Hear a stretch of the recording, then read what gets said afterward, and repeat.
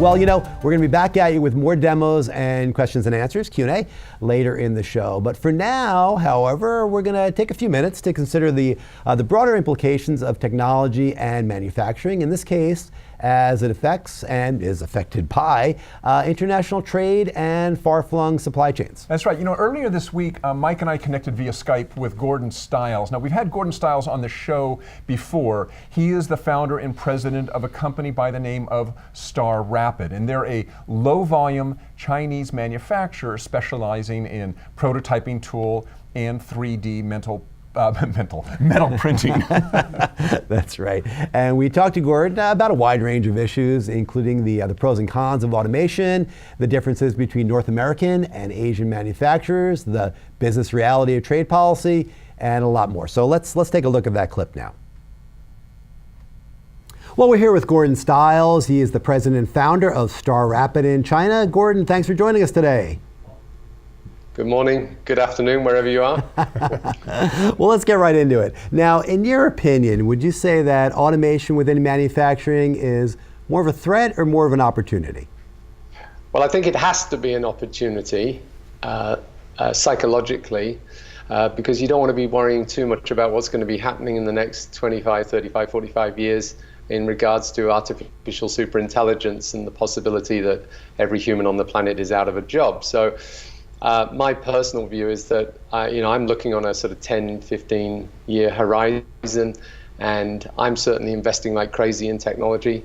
It has to be an opportunity, because the only way that you can compete with your direct competitors is to invest not only in technology but also in human skills. You've got to wrap your technology with a really, really big coating of good human customer service and technical skills. And what would you say are the key differences in how Western European or North American manufacturers go about their business versus those in China? Is there that much of a difference? Not a huge amount of difference, but there are differences. One of the things that I think you see in the West is because we have a much, much longer tradition of running sort of entrepreneurial businesses, is that you find that the guys who are running the businesses really are running them because they enjoy running those businesses. They enjoy being in that technology or in that business. Here, I think it's very much still about how to make as much money as possible so that you can get it out into property, for example.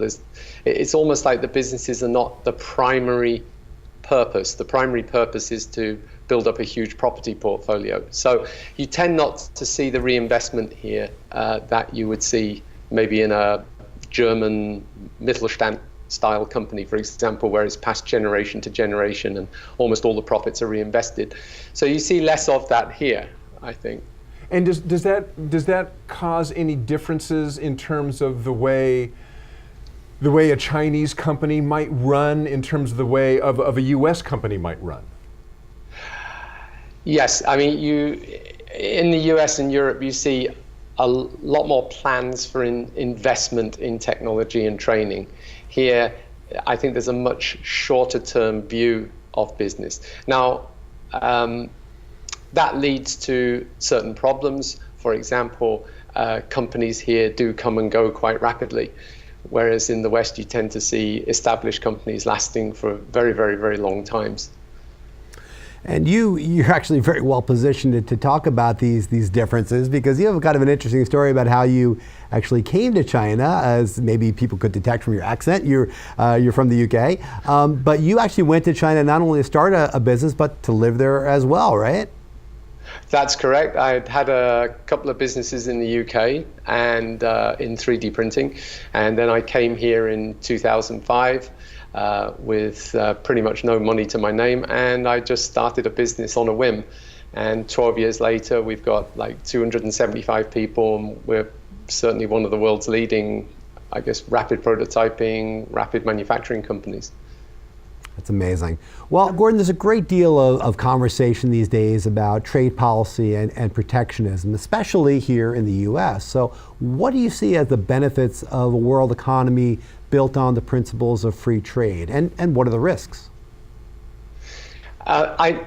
I think one of the biggest risks of free trade is that if you are operating in an environment like that, at the one that we have today, the government and the population as a whole has to be very committed to investment in technology and training related to that technology. You have to be really pushing very, very hard to get your population skilled up and ready to compete on an international basis. If you do not do that, you will get destroyed as a country. We've seen many countries in the world suffering recently from this. Countries that are not suffering are places like Switzerland and Germany, and also China for that matter. They're investing very, very heavily in trade skills, in engineering skills at university, and massive investment in technology. And finally, what would you tell people considering manufacturing as a career? I'm not sure about there in China, but I know in the UK and also here in the United States that manufacturing for a long time has been viewed as kind of, well, that's someplace you go if you don't go to college, that kind of thing. But that's slowly changing. So what would you tell people considering manufacturing as a career? What are the skills needed to compete in the industrial world of tomorrow? Yeah, I mean, as an employer myself, both having been in the UK and in China, the biggest single problem I have is getting, for example, CNC machining guys who are highly skilled, or tool makers who are highly skilled. Children are being put off these disciplines by this belief that somehow you don't need industry and manufacturing to be successful as a country, and that's absolute nonsense. In fact, without industry, manufacturing, and science, you don't have a country. You're going to die, wither on the vine. So I would say, if you want an opportunity for the next 10, 15 years, definitely CNC machining, tool making, any of these trades where the companies themselves are finding it very, very difficult to hire people. I mean, you're probably not going to get rich doing it unless you start your own business in that field, but you're certainly going to have a very, very good salary going into the future. And there are less and less people doing it. And I would actually like to just give a shout out here for a fabulous American company called Titans of CNC. I don't know if you know these guys. It's a guy called Titan Gilroy. And he has actually started an online apprenticeship program for CNC machinists around the world. And he's been into, I think it's San Quentin prison, and started an apprenticeship program inside a prison. And actually, years ago, I wrote about how important it is to give, for example, the short-term prisoners a life skill, and that helps them to not reoffend. So I have to say there are pockets in America, for example. Titan is a damn good example of that, and I really take my hat off to him, and he's definitely someone you should bring on your show. Titans of CNC? Titans of CNC. Titan Gilroy. That's right. Well, you mentioned something, and we've talked to folks in the UK as well. In the United States, vocational training and apprenticeships, were really popular early on in the century, early on in the 20th century, and then they slowly waned. But now they seem to be making a resurgence, vocational training and apprenticeship programs, as well as, from what I understand, in the UK as well. It's almost like people recognize that it's important to get these people trained back up again.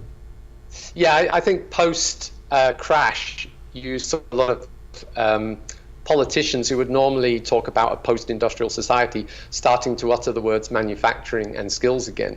And this is because I think they're waking up to the fact that there is a direct